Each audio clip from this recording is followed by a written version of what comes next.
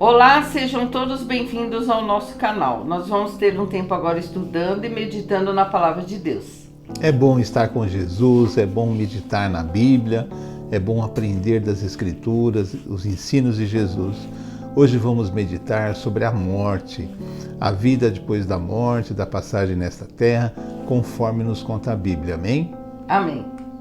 Lucas 16, do 20 ao 31. Havia um homem rico que se vestia de púrpura e de linho fino e vivia no luxo todos os dias. Diante do seu portão fora deixado um mendigo chamado Lázaro, coberto de chagas. Este ansiava comer o que caía da mesa do rico. Em vez disso, os cães vinham lamber as suas feridas. Chegou o dia em que o mendigo morreu e os anjos o levaram para junto de Abraão. O rico também morreu e foi sepultado. No Hades, onde estava sendo atormentado, ele olhou para cima e viu Abraão de longe, com Lázaro ao seu lado. Então chamou: Pai Abraão, tem misericórdia de mim e manda que Lázaro molhe a ponta do dedo na água e refresque a minha língua, porque estou sofrendo muito neste fogo. Mas Abraão respondeu: Filho, lembre-se que durante a sua vida você recebeu coisas boas, enquanto que Lázaro recebeu coisas más. Agora, porém, ele está sendo consolado aqui e você está em sofrimento. E além disso, entre vocês e nós, há um grande abismo, de forma que os que desejam passar do nosso lado para o seu, ou do seu lado para o nosso, não conseguem. Ele respondeu: Então eu lhe suplico, Pai, manda Lázaro ir à casa do meu pai, pois tenho 5 irmãos. Deixa que eles os avise, a fim de que eles não venham também para esse lugar de tormento. Abraão respondeu: Eles têm Moisés e os profetas, que os ouçam. Não, pai Abraão, disse ele, mas se alguém dentre os mortos fosse até eles, eles se arrependeriam. Abraão respondeu: Se não ouvem a Moisés e aos profetas, tampouco se deixarão convencer, ainda que ressuscite alguém dentre os mortos. Eclesiastes 12, 6 e 7. Antes que se rompa o cordão de prata e se quebre o copo de ouro, e se despedaça o cântaro junto à fonte, e se quebra a roda junto ao poço, e o pó volte à terra como era, e o espírito volte a Deus que o deu. João 11, 25 e 26. Disse-lhe Jesus: Eu sou a ressurreição e a vida. Aquele que crê em mim, ainda que morra, viverá. E quem vive e crê em mim, não morrerá eternamente. Você crê nisso? Lucas 20, do 27 ao 38. E chegando alguns dos saduceus que dizem não haver ressurreição, perguntaram-lhe, dizendo: Mestre, Moisés nos deixou escrito que, se o irmão de alguém falecer, tendo mulher e não deixar filhos, o irmão dele tome a mulher e ressuscite posteridade a seu irmão. Houve, pois, 7 irmãos, e o primeiro tomou a mulher e morreu sem filhos. E tomou o segundo por mulher e ele morreu sem filhos. E tornou-o a terceiro, e igualmente também os 7 morreram e não deixaram filhos. E por último, depois de todos, morreu também a mulher. Portanto, na ressurreição, de qual deles será a mulher, pois que os 7 por mulher a tiveram? E responderam-lhe Jesus, disse-lhes: Os filhos desse mundo casam-se e dão-se em casamento, mas os que forem ávidos por dignos de alcançar o mundo vindouro e a ressurreição dentre os mortos, nem hão de casar, nem ser dados em casamento, porque já não podem mais morrer, pois são iguais aos anjos e são filhos de Deus, sendo filhos da ressurreição.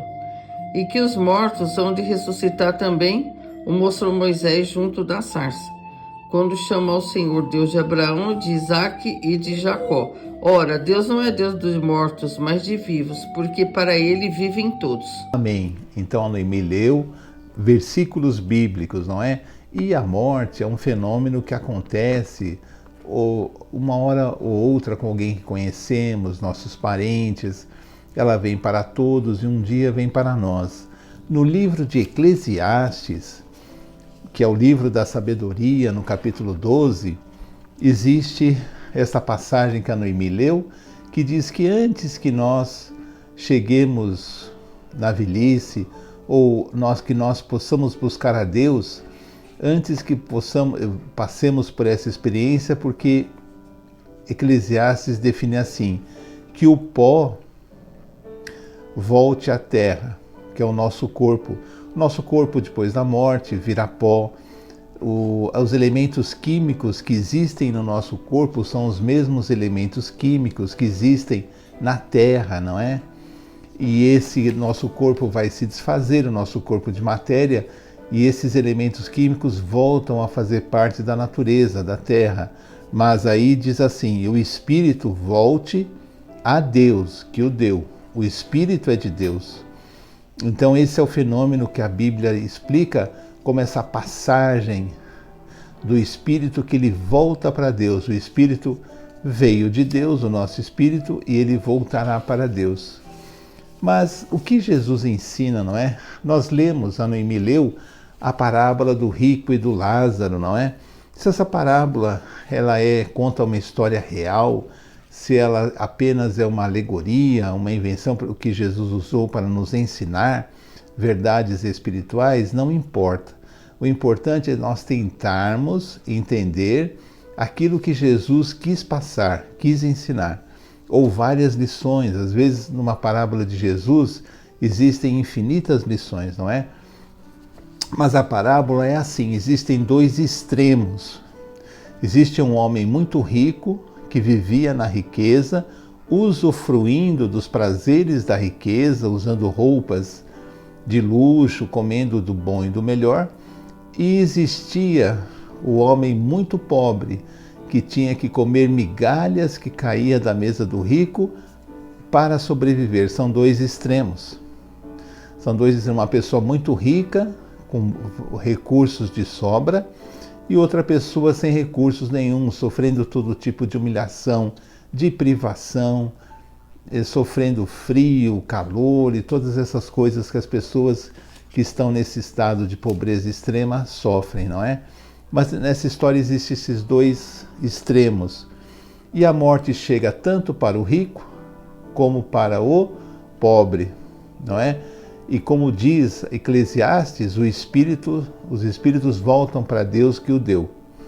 E aí a história vai se passar no mundo espiritual, já sai do mundo material, não é? Agora são os espíritos do homem rico e o espírito do homem pobre que estão no mundo espiritual. E o que Jesus nos conta? Que o espírito do homem rico está em grande sofrimento. Ele sente o sofrimento, ele sente sede. E onde ele está, ele observa aquele homem pobre que ele via comendo os restos que caíam da sua mesa, que ele viu aquele homem pobre sendo consolado por Abraão, o pai Abraão, não é? O Abraão é o pai da fé. Por que Jesus colocou Abraão a consolar o homem pobre? Para não dar a entender que a pobreza é uma condição de você conquistar um lugar melhor. Se o pobre estava no seio de Abraão, é porque ele era um homem de fé. Todos os que têm fé em Deus são filhos de Abraão. Quando a história coloca o pobre, o espírito do pobre, sendo consolado por Abraão, ele diz que o homem pobre, apesar de todos os sofrimentos que ele passava aqui na terra, ele tinha uma fé em Deus. Ele era filho de Abraão. Agora, ele estaria sendo consolado pelo espírito do patriarca Abraão, que é o pai da fé. Então, essa história se passa assim, e o pobre está sendo consolado. E o rico o vê e pede assim: pai Abraão, pede que ele molhe o dedo e possa tocar na minha boca, que ele estava numa sede. Quem tem sede sabe como é. Ele estava numa sede muito forte, um sofrimento muito forte.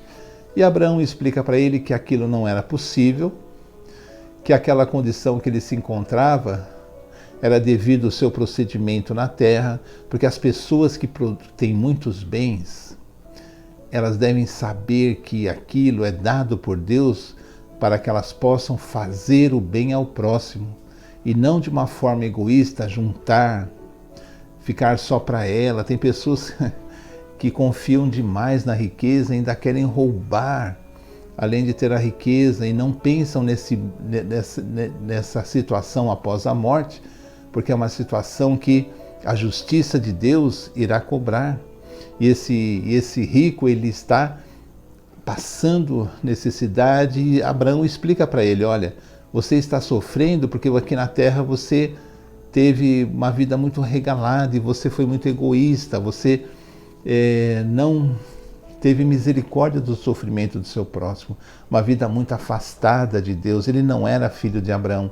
O rico tinha a riqueza material, mas espiritualmente ele era uma pessoa pobre, ele era uma pessoa sem Deus, sem fé. Ele só confiava na riqueza, no dinheiro. As pessoas ricas também são muito bajuladas, não é?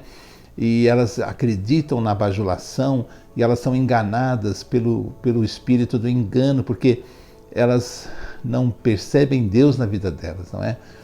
É o problema das pessoas que têm poder, riqueza, fama, não é? Normalmente elas são enganadas mesmo.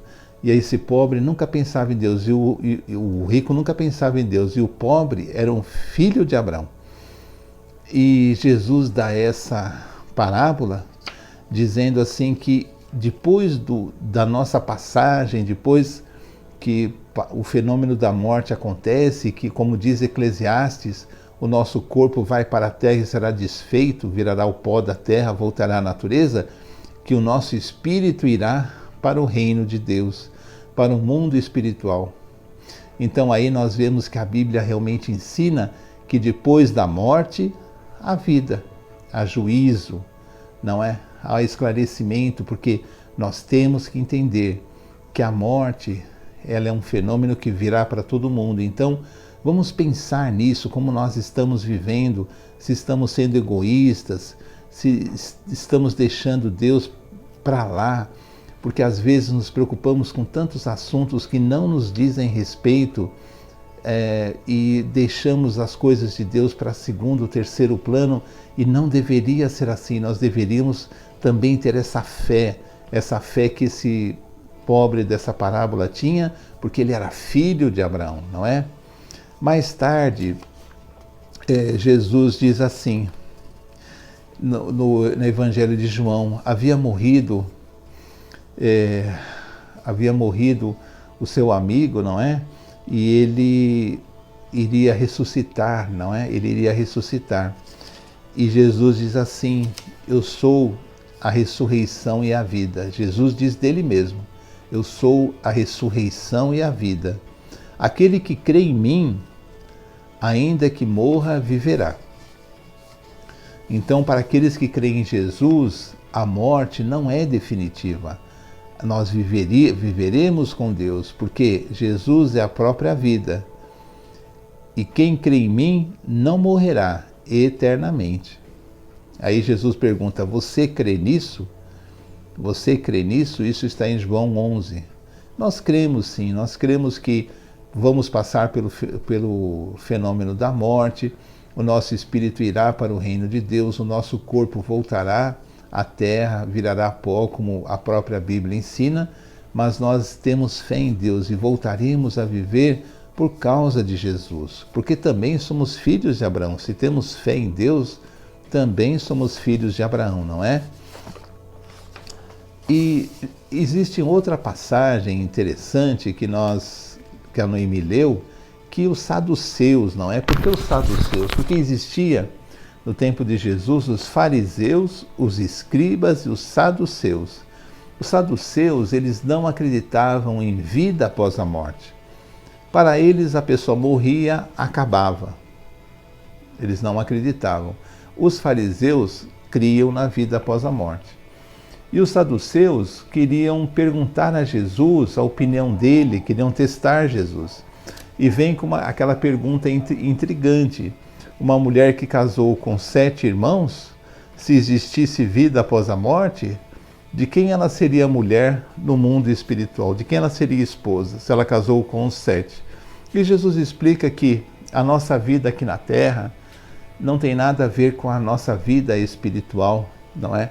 Que lá não vai ter casamento, marido, esposa, essas coisas. É uma vida espiritual, é uma vida semelhante ao dos anjos, não é? Aos anjos de Deus, né?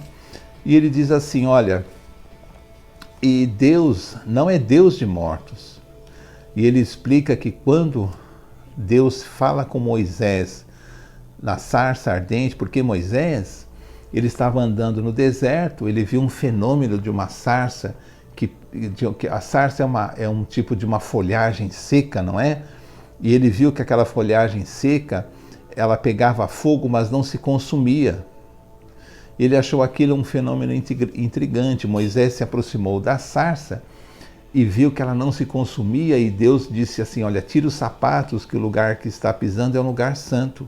Então Moisés, na presença de Deus, ele tirou os sapatos e foi, e escutou essas palavras de Deus. E Deus se identificou assim: eu sou o Deus de Abraão, de Isaque e Jacó. Foi assim que Deus se identificou para Moisés. E Jesus usa essa passagem para dizer assim que Deus é Deus dos vivos e não dos mortos, porque para Deus todos estão vivos, não é? Então nós percebemos que a vida depois da morte, que Abraão, Isaque e Jacó estavam vivos no mundo espiritual, porque Deus é o Deus da vida.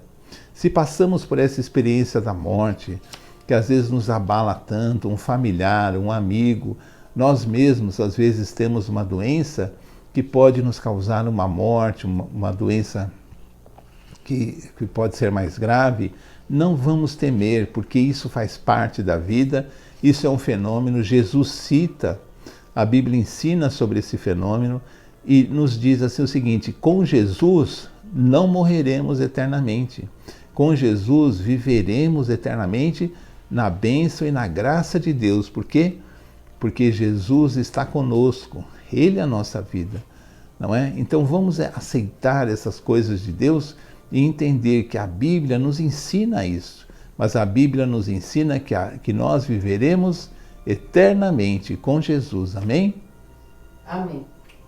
Então assim terminamos mais um vídeo do nosso canal. Pedimos que você compartilhe, dê um like, e assim nós vamos, Deus quiser, atingindo mais pessoas. Amém. Vamos terminar com uma oração.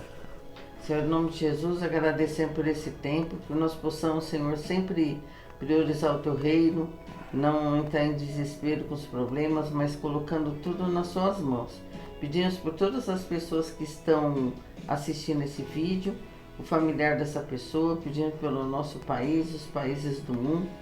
Nós pedimos, Senhor, em nome de Jesus, que todas as pessoas que estão ouvindo possam ser tocadas, ter um desejo maior de buscar o Senhor, ler a Bíblia, orar todos os dias, entregar a vida a Ti, Senhor, para não ser uma pessoa negligente com as coisas que acontecem no mundo, porque não sabemos o dia e a hora que Jesus voltará ou que nós vamos partir. Então nós temos que estar sempre preparados, colocando o Teu reino em primeiro lugar. Agradecemos por tudo em nome de Jesus. Amém. Amém. Então até o próximo vídeo, se Deus quiser. Tchau, tchau. Tchau.